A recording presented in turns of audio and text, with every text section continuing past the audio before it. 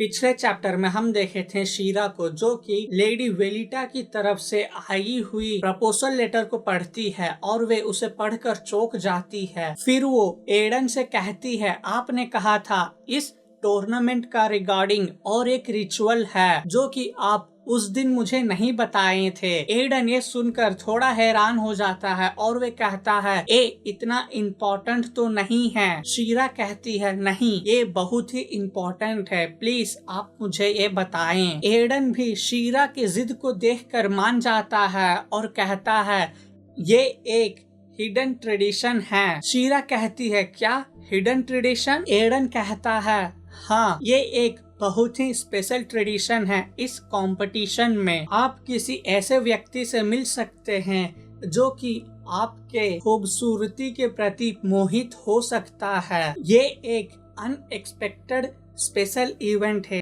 जो कि एक अवसर है आपको आपके मनपसंदित व्यक्ति के साथ मिलने का। और कुछ ये भी मानते हैं, अगर आप चाहें तो उनके साथ आप शादी रचाकर जीवन भर एक साथ रहें, या फिर ये एक वन नाइट स्टैंड भी हो सकता है जो कि आप दोनों एक म्यूचुअल एग्रीमेंट के तौर एक रात एक दूसरे के साथ बिताएंगे। शीरा ये सुनकर हैरान हो जाती है और वे उस पेपर को पढ़कर पूरी तरीके से कंफर्म हो जाती है। फिर वो कहती है, तो क्या वो लोग मेरे साथ ऐसा कुछ करने वाले थे? आगे वो कहती है, यहाँ जितने भी नाइट्स कंपटीशन में पार्टिसिपेट करने के लिए आए थे वे सब बोसवान फैमिली के ओर से भेजे गए थे, जो कि बहुत ही अनयूजुअल है। और यहाँ जितने भी गुलाब के फूल आए हैं वे सब अलग अलग रंग के हैं और उनका भी एक अलग ही मतलब है, जैसा कि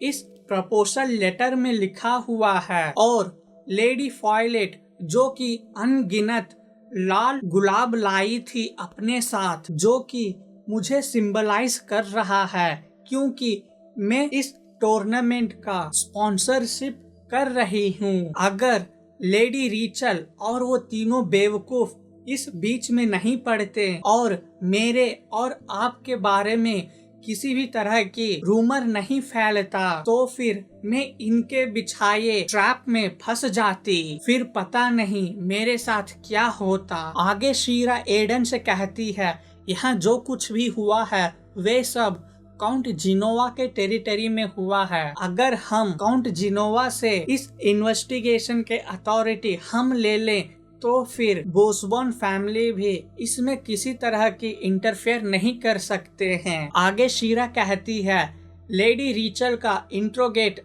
अब से हमारे फैमिली करेंगे। एडन कहता है, नहीं, ये मैं करूँगा, मैंने ये पहले भी आपसे कहा है, इस तरह की इन्वेस्टिगेशन ये तो मेरा स्पेशलिटी है। शीरा भी एडन के बात मान जाती है और वे कहती है, ठीक है, मैं ये सब आपके ऊपर छोड़ देती हूँ। मुझे उम्मीद है आप जल्द से जल्द इस मामले के जड़ तक पहुंच जाएंगे। आगे शीरा अपने आप से बात करते हुए कहती है, मुझे पता नहीं लेडी वेलिटा लेडी रीचल को क्या ऑर्डर दिए होगी। इतने में एडन उसके बात को काटते हुए कहता है, अभी वो सब इम्पोर्टेंट नहीं है, मुझे तो तुम्हारी फिक्र हो रही है। अगर दोबारा ऐसा कुछ हो जाएगा तो फिर मैं हाथ पर हाथ रखकर नहीं देखते रहूंगा, आपको और भी ज्यादा केयरफुल रहना होगा। लेडी शीरा भी मुस्कुराते हुए कहती है, ठीक है। एडन आगे वहाँ से जा रहा होता है और वे शीरा से कहता है, मुझे अच्छा लगता अगर मैं थोड़ी देर और आपके साथ रुकता जब तक आप यहाँ से चली ना जाएं, लेकिन मुझे काउंट जिनोवा से यहाँ जो कुछ भी हुआ है इसके बारे में बात करना होगा ताकि मैं यहाँ के सारे काम को निपटा दूं, इसीलिए मुझे अब जाना होगा। इतने में एडन शीरा को देखता है और कहता है, मुझ पर विश्वास रखो, मैं सब कुछ संभाल लूंगा और आप सेफली जल्द से जल्द अपने पैलेस चली जाएं। सीन यहाँ कट होता है और हम देखते हैं बोसबॉन पैलेस, जहाँ वेलिटा के असिस्टेंट उससे कहती है लेडी वेलिटा, लेडी बेरॉन वापस आ गए हैं। सीन यहाँ शिफ्ट होता है लेडी वेलिटा की ओर, जहाँ वायलेट कहती है लेडी वेलिटा मैं वापस आ गई। वेलिटा लेडी बेरॉन की ओर देखती है और कहती है वेलकम बैक वायलेट, इतने खराब मौसम में तुम इतने दूर सफर करके आई हो, तुम जरूर थक गई होगी। लेडी बेरॉन कहती है नहीं ऐसा कुछ नहीं है। लेडी वेलिटा मुस्कुराते हुए कहती है वायलेट क्या मैंने तुमसे पहले नहीं कहा था, अगर कोई मेरे आंखों में आंखें डालकर बात ना करे तो वो मुझे पसंद नहीं है। लेडी बेरॉन जो कि अपने सर को झुकाई हुई खड़ी थी वे कहती है मुझे माफ कर दें। वेलिटा जो कि मुस्कुराते हुए कहती है ठीक है, और रिपोर्ट का क्या हुआ? वायलेट कहती है ये मिशन फेल हो गया है।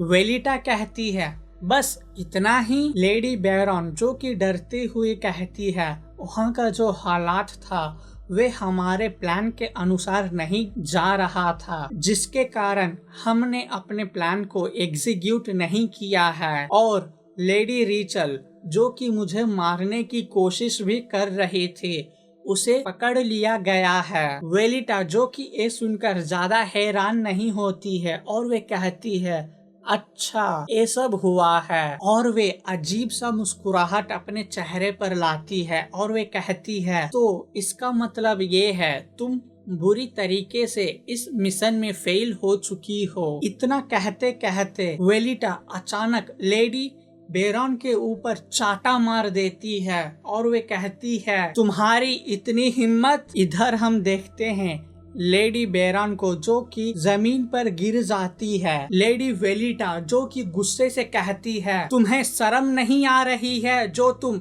इस तरह की बेतुकी एक्सक्यूज दे रही हो? ये कोई कारण है जो कि तुम मुझे बता रही हो? मुझे हालातों की चिंता नहीं है, मैटर ये करता है आज मैं लेडी शीरा से हार गई हूँ, वो भी केवल तुम्हारे कारण। आगे वो कहती है जब तुम इस तरह की फेलियर न्यूज लेकर आ ही गई हो तो मुझे उम्मीद है तुम्हें इसका पनिशमेंट भी मिलेगा, ये तुम्हें याद होगा। इसी बीच हम उन दोनों का बचपन देखते हैं जहां वेलिटा बचपन में भी लेडी बेरॉन को इसी तरह पनिशमेंट देते हुए आती है और वे कहती है तुम इसी कमरे में रहोगी बिना खाना और पानी के पूरे 2 दिन तक। अगर तुम कोई दूसरा मिस्टेक करोगी तो फिर इस पनिशमेंट को और भी बढ़ा दिया जाएगा। वेलिटा हंसते हुए कहती है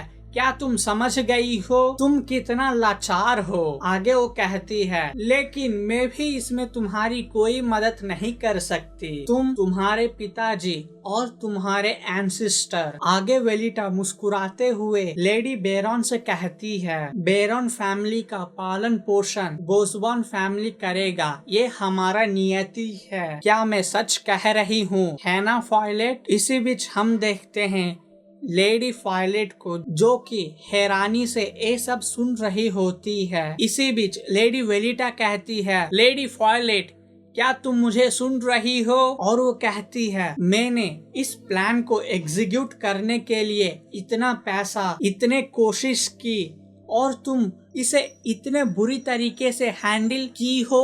वायलेट कहती है मुझे माफ कर दें। आगे फिर से वो उसी बात को दोहराते हुए कहती है मुझे इससे कोई परवाह नहीं है, तुम जिंदा रहो या फिर मर जाओ, मुझे तो केवल लेडी शीरा की हार का इंतजार था। लेडी शीरा जो कि इस वक्त मेरे बारे में सोचकर मेरे मजाक उड़ा रही होगी। मुझे अब ऐसा लगने लगा है तुम किसी काम को सही से नहीं कर सकती हो। लेडी वायलेट जो कि ये सब सुन रही होती है वे अपने मन ही मन में कहती है मैं अभी तक वैसा ही हूँ जैसे मैं बचपन में थी, ये एक मजबूर गुलाम जो कि कोशिश कर रहा है अपने मास्टर को मनाने की। इसीलिए मैंने इस रिपोर्ट में एक बात को छुपा दी। अगर मैं लेडी शीरा के बारे में बताती जो कि मुझे बचाई है। इसे सुनकर लेडी वेलिटा और भी ज्यादा गुस्सा हो जाती। इसी बीच वेलिटा कहती है अब तुम यहाँ से जा सकती हो। ये शब्द सुनकर वायलेट हैरान हो जाती है और अपने आप से कहती है क्या बस इतना ही? वेलिटा वायलेट को देखकर मुस्कुराते हुए कहती है क्या हुआ, ऐसा लग रहा है तुम्हें ये पनिशमेंट बहुत ही आसान लगा। वायलेट कहती है नहीं ऐसा नहीं है। तभी वेलिटा कहती है रेचल का जो भी एक्शन था ये तो कुछ हद तक मैंने प्रिडिक्ट कर रख ही दिया था। प्लान को सक्सेस होने में और फेलियर होने में पूरा 50-50 चांसेस था। और वे अंगड़ाई लेते हुए कहती है इसीलिए इसमें पूरी तरीके से तुम्हारा फॉल्ट नहीं है, तो यही कारण है तुम्हें इतना कम पनिशमेंट मिलने का। इसीलिए मैं नहीं चाहती तुम और भी कुछ सफाई दो। अगर तुम बात को समझ गई हो तो तुम अब जा सकती हो। वायलेट कहती है एक्सक्यूज मी। इतना कहकर वायलेट वहाँ से जाने लगती है। तभी वेलिटा कहती है रुको जरा, क्या तुमने शीरा को थैंक यू कहा?